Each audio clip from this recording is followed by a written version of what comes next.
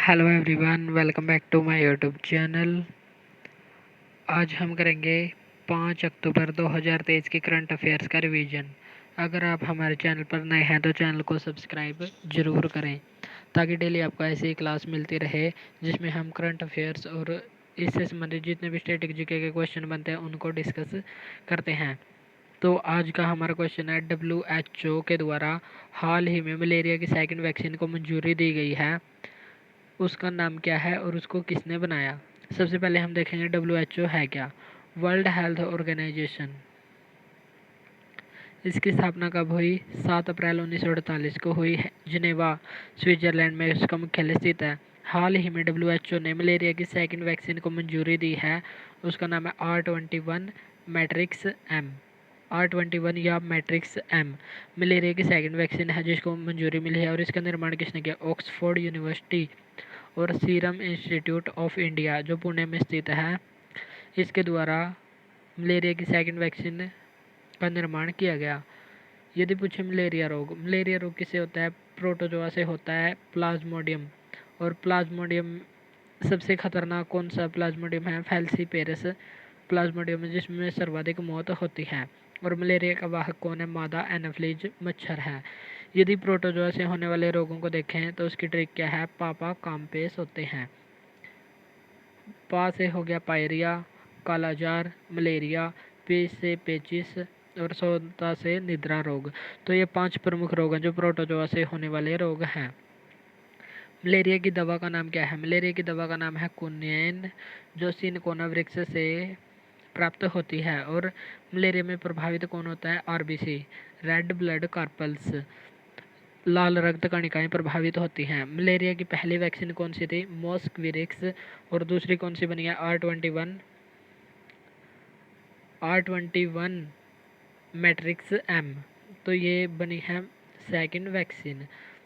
यदि आपसे पूछा जाए विश्व मलेरिया दिवस प्रत्येक वर्ष कब मनाया जाता है? 25 अप्रैल को मनाया जाता है। और मलेरिया उन्मूलन का लक्ष्य कितना रखा गया है? सन 2030। कालाजार रोग किससे होता है? लीशमानिया से। और इसका वाहक कौन है? सैंड फ्लाई या बालू मक्खी। निद्रा रोग का वाहक कौन है? सीसी फ्लाई या सीसी मक्खी। टीबी हारेगा देश जीतेगा का लक्ष्य कितना रखा गया है? सन 2025। और हाल ही में वन वर्ल्ड टीबी समिट का आयोजन कहाँ पर हुआ है? बनारस या वाराणसी में। कोविशील्ड जो कोरोना काल में वैक्सीन लगी थी, उसका निर्माण किसने किया था? सीरम इंस्टीट्यूट ऑफ पुणे ने। वर्ल्ड वैक्सीन एक्सीलेंस अवार्ड हाल ही में किसको दिया गया है? भारत बायोटेक कंपनी को, जो हैदराबाद की कंपनी है। और इसके द्वारा कौन सी वैक्सीन बनाई गई थी? कोवैक्सीन बनाई गई थी। बीसीजी किसका टीका है? टीबी का टीका है। और इसकी फुल फॉर्म क्या है? Bacillus Calmette Guerin. और डॉक्टर टेड्रोस कौन है? डॉक्टर टेड्रोस हैं WHO के वर्तमान अध्यक्ष। और WHO की स्थापना 7 अप्रैल 1948 जिनेवा में इसका मुख्यालय स्थित है। हाल ही में WHO ने दूसरी R21 या मैट्रिक्स एम मलेरिया की वैक्सीन को मंजूरी दी है। अब हम चलते हैं नेक्स्ट सेकंड क्वेश्चन की ओर। आईसीसी वर्ल्ड कप 2023 आज से शुरू हो रहा है, 5 अक्टूबर से। चलिए तो हम इसके बारे में जान लेते हैं। इस आयोजन पहली बार कब हुआ था? 1975 में हुआ था। इंग्लैंड में इसका आयोजन हुआ था। और इसके विजेता कौन बने थे? वेस्ट इंडीज इसके विजेता बने थे। सन 2023 में यह कौन से क्रम का हो रहा है? 13वें क्रम का हो रहा है। और इंडिया इसका होस्ट है, यानी कि इंडिया में इसका आयोजन हो रहा है, तो हमारे लिए काफ़ी इम्पोर्टेंट बन जाता है। 13वें क्रम का 2023 में हो रहा है। और यह कब से शुरू होगा? 5 अक्टूबर, यानी कि आज से शुरू होगा। Narendra Modi stadium, England versus New Zealand के बीच पहला मैच होगा। और 2019 में विनर कौन था? इंग्लैंड था। इसके शुभंकर कौन है? इसका शुभंकर है क्रिस्टोवर्स। इसमें 2 शुभंकर हैं, एक मेल का एक फीमेल का। मेल का शुभंकर का नाम क्या है? टोक। और फीमेल का नाम है ब्लेज। मेल वाला किसका प्रतिनिधित्व करता है? बैट्समैन का। और बॉलर का प्रतिनिधित्व कौन करता है? फीमेल वाला ब्लेज। तो ये दोनों हमको ध्यान में रखने हैं। मेल का है टोक और फीमेल का है ब्लेज। आईसीसी वर्ल्ड कप 2023 में हाल ही में वैश्विक राजदूत किसको नियुक्त किया गया है? हमारा आज का क्वेश्चन है ये। तो हाल ही में किसको नियुक्त किया गया है? सचिन तेंदुलकर को, मास्टर ब्लास्टर के नाम से जाना जाता है जिनको। ये 6 वर्ल्ड कप खेल चुके हैं और 2011 में वर्ल्ड कप हुआ था, उस जो भारत जीता था उसकी टीम में भी ये शामिल थे। तो हाल ही में वैश्विक राजदूत किसको चुना गया है? सचिन तेंदुलकर को चुना गया है। अब हम देख लेते हैं और महत्वपूर्ण बातें।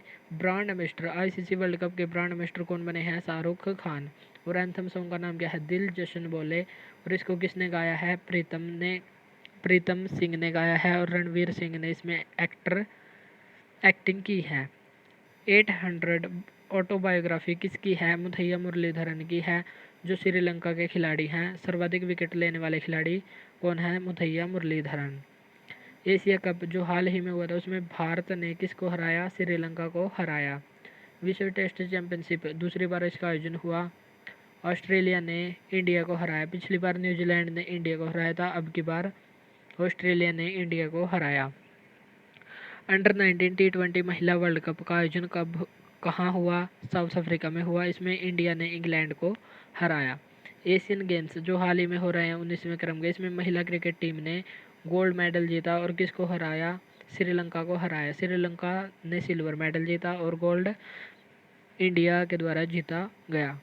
नेक्स्ट है, काफ़ी इम्पोर्टेंट है क्वेश्चन ये हमारे लिए। केमिस्ट्री का नोबेल अवार्ड 2023 की हाल ही में घोषणा हुई है, तो इसमें किसको मिलेगा? तो इसकी ट्रिक को हमको याद करना है, जिससे हम भविष्य में आने वाले 2024 तक हमको यही याद करना है। तो हम इसको ट्रिक से याद करेंगे। ट्रिक क्या है? एलेक्सी 1 टन रसीली मैगी लाई। तो एलेक्सी से क्या हो गया? एलेक्सी एकीमोब। और रसीली से रसायन विज्ञान, यानी कि यह रसायन विज्ञान का ट्रिक है। मैगी से हो गया मोगी बेवंडी। और लाई से लोइस ब्रूस। तो 3 वैज्ञानिकों को मिला है केमिस्ट्री का नोबेल अवार्ड। एलेक्सी एकीमोब, मोगी बेवंडी और लोइस ब्रूस। और इनको किसके लिए मिला है? क्वांटम डॉट्स के लिए मिला है। क्वांटम डॉट्स का यूज़ किस में होता है? एलईडी टेलीविज़न में लाइट करने के लिए इसका यूज़ किया जाता है। अब हम देख लेते हैं फिजिक्स का किसको मिला था? जिसको हमने कल पढ़ा था। भांग पीकर फेरे लिए एनी ने। तो भांग से हो गया भौतिकी। पीकर से हो गया पियरे एगस्टीनी। फेरे से फेरेंक क्रॉस्ज। और एनी से एनी एल हुइलिया।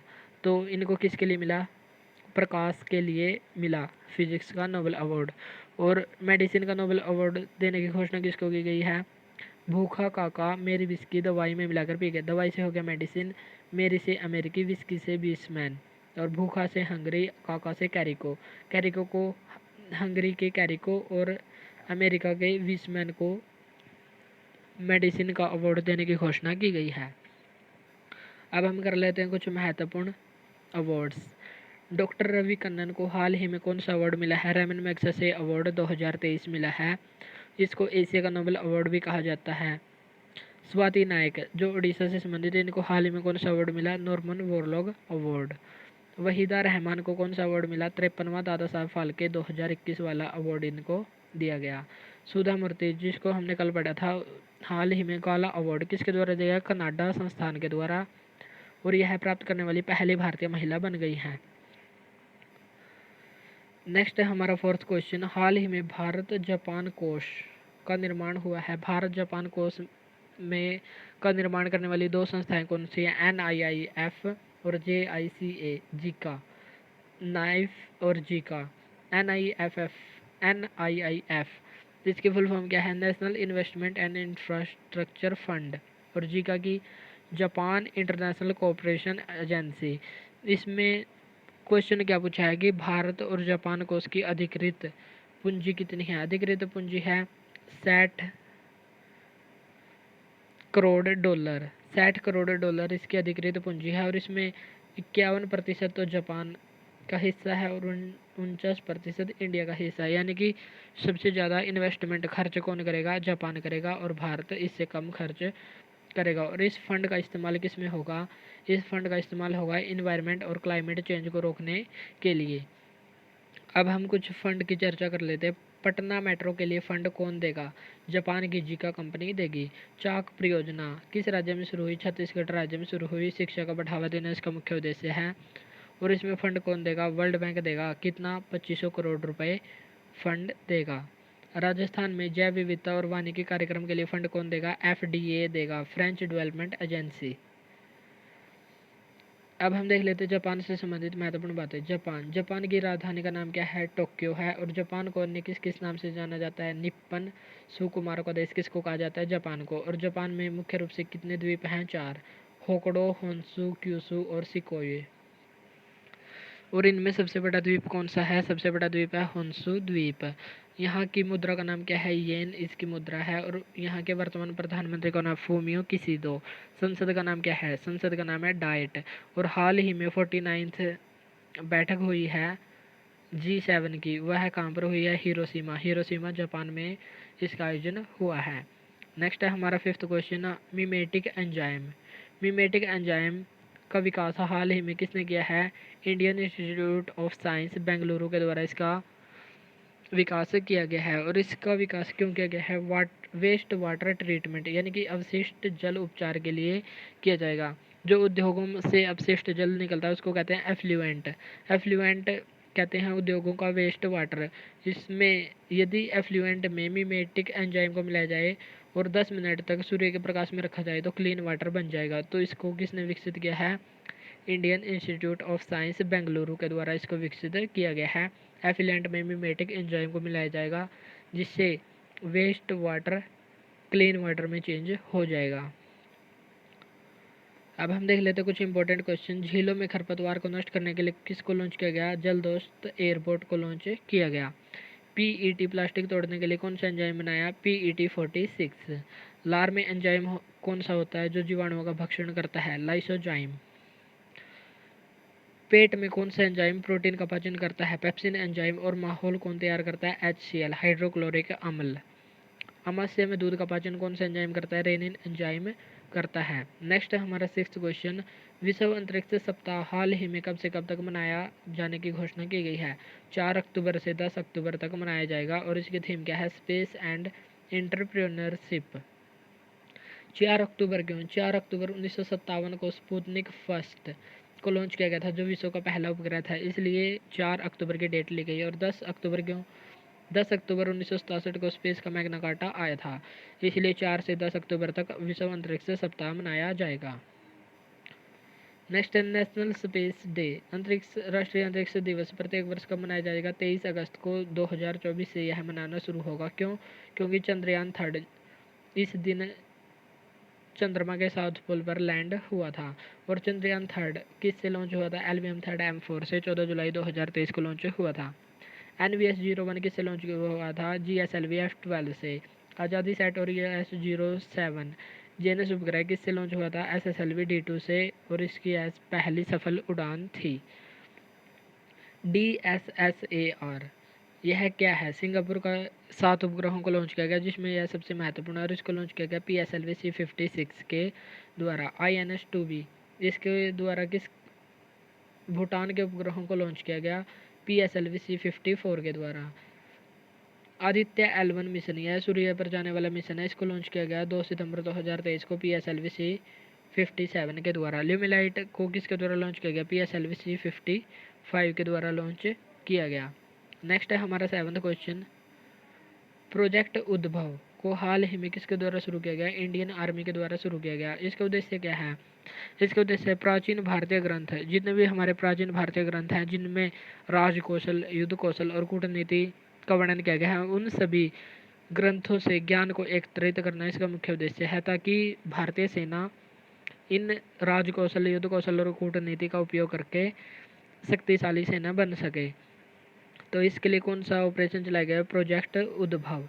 उद्भव प्रोजेक्ट चलाया गया है इंडियन आर्मी के द्वारा। और इसमें सहयोग कौन करेगा? United institute service of India यह इसमें सहयोग करेगा। यदि आपसे पूछा जाए प्रोजेक्ट उद्भव किसके द्वारा चलाया गया? इंडियन आर्मी के द्वारा चलाया गया। अब हम देखेंगे कुछ महत्वपूर्ण ऑपरेशंस। ऑपरेशन सद्भावना कहाँ पर चलाया गया? लद्दाख में चलाया गया। प्रोजेक्ट क्लैप कहाँ पर चलाया गया? उत्तराखंड राज्य में चलाया गया। इसका संबंध है एजुकेशन से। उद्गम पोर्टल को किसने लॉन्च किया? आरबीआई ने। लावारिस धन का पता लगाने के लिए इसको लॉन्च किया गया। ऑपरेशन गंगा, इसको यूक्रेन में फंसे भारतीयों को वापस लाने के लिए चलाया गया। Operation Ganga. Operation Kaveri, Sudan में फंसे भारतीयों को निकालने के लिए चलाया गया। ऑपरेशन दोस्त, तुर्की और सीरिया में जो भूकंप आया था उसकी सहायता के लिए, भूकंप प्रभावित लोगों की सहायता के लिए ऑपरेशन दोस्त चलाया गया। ऑपरेशन करुणा, म्यांमार में बाढ़ पीड़ितों की सहायता के लिए भारत के द्वारा चलाया गया ऑपरेशन है ऑपरेशन करुणा। नेक्स्ट है हमारा 8th क्वेश्चन, 19वां एशियाई गेम्स। 19वां एशियन गेम्स का आयोजन कहाँ पर हो रहा है? होंगजो, चाइना में। इसमें तीरंदाजी में पहला गोल्ड मेडल किसने जीता है? हाल ही में फीमेल और मेल में। फीमेल में जीता है ज्योति सुरेखा और मेल में जीता है ओजस देवताले। तो तीरंदाजी का फर्स्ट गोल्ड मेडल है, इसलिए यह हमारे लिए काफ़ी इंपॉर्टेंट हो जाता है। अब हम देखेंगे अन्नू रानी। अन्नू रानी ने किस में जीता? जैवलिन थ्रो यानी कि भाला फेंक में गोल्ड मेडल जीता। और नीरज चोपड़ा ने भी भाला फेंक में गोल्ड मेडल जीता। 88.88 मीटर दूर भाला फेंका। तो नीरज चोपड़ा ने कहाँ कहाँ पर गोल्ड जीता? दोहा डायमंड लीग में गोल्ड मेडल जीता नीरज चोपड़ा ने। और विश्व एथलेटिक्स चैंपियनशिप जिसका आयोजन हुआ था हंगरी बुडापेस्ट में, इसमें भी गोल्ड मेडल नीरज चोपड़ा के द्वारा जीता गया। टोक्यो ओलंपिक हुआ था, उसमें भी नीरज चोपड़ा के द्वारा गोल्ड जीता गया था। एशियन गेम्स में गोल्ड किस किसने जीते? किशोर राणे। किशोर राणे के द्वारा जैवलिन थ्रो में सिल्वर मेडल जीता गया। और गोल्ड किसने जीता? जैवलिन थ्रो में नीरज चोपड़ा और अनु कुमारी।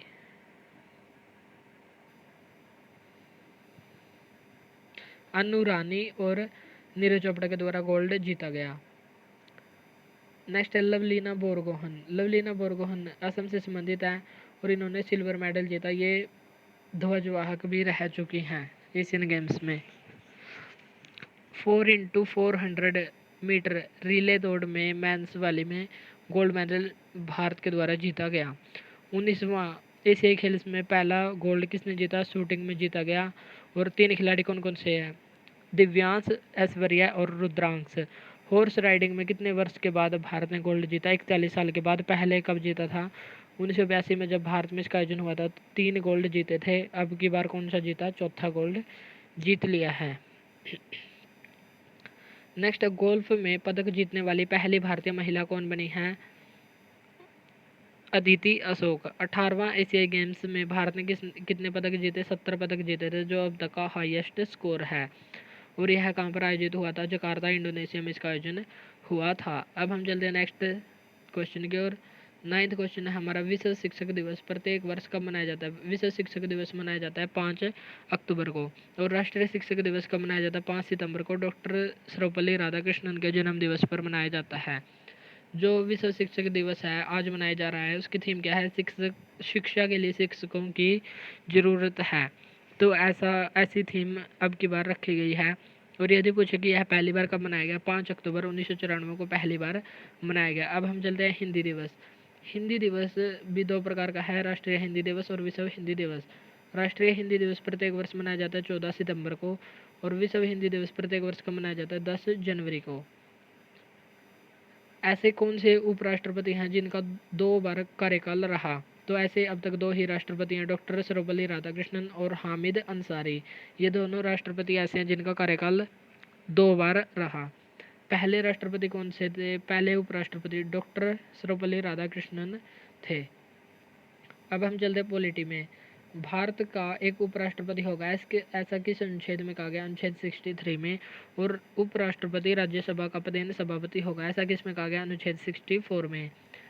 उपराष्ट्रपति के इलेक्शन में कौन कौन भाग लेता है? जितने भी संसद के सांसद होते हैं, संसद के सदस्य होते हैं, वे सभी इसमें भाग लेते हैं। और एकल संक्रमणीय मत पद्धति के द्वारा इसका चुनाव होता है। यदि पूछे राष्ट्रपति के चुनाव में कौन कौन भाग लेता है, इसमें जो निर्वाचित सांसद और निर्वाचित विधानसभा और विधान परिषदों के सदस्य इसमें भाग लेते हैं। नेक्स्ट है हमारा 10th क्वेश्चन, हाल ही में बसोहली पश्मीना क्राफ्ट का जीआई टैग किसको दिया गया है? जम्मू कश्मीर। जम्मू कश्मीर में भी कठुआ जिला को यह जीआई टैग दिया गया। बसोहली पेंटिंग है और पश्मीना क्या है? कानी सोल है, जो काफ़ी फेमस है। तो कानी सोल पर जो पेंटिंग की गई है उसको कहते हैं बसोहली पश्मीना क्राफ्ट। तो अब देख लेते हैं जम्मू कश्मीर के किस किस उत्पाद को जीआई टैग मिला है। भद्रवाहा राजमा, का जीआई टैग किसको मिला? जम्मू कश्मीर को। सुलाई, शहद, चिकरी लकड़ी और बस होली चित्रकारी, इनका जीआई टैग किसको मिला है? जम्मू कश्मीर को मिला है। जीआई टैग क्या है? जीआई की फुल फॉर्म है जियोग्राफिकल इंडिकेटर। और इसका अधिनियम कौन सा है? 1999 का अधिनियम है। 10 वर्ष के लिए यह प्रदान किया जाता है। वाणिज्य एवं उद्योग मंत्रालय, वर्तमान में कौन है? पीयूष गोयल इसके मंत्री हैं। अब हम देख लेते हैं कुछ महत्वपूर्ण जीआई टैग जो हाल ही में दिए गए। कम्बम अंगूर का जीआई टैग किसको मिला है? तमिलनाडु को। कारी इसाद आम का जीआई टैग किसको मिला है? कर्नाटक राज्य को।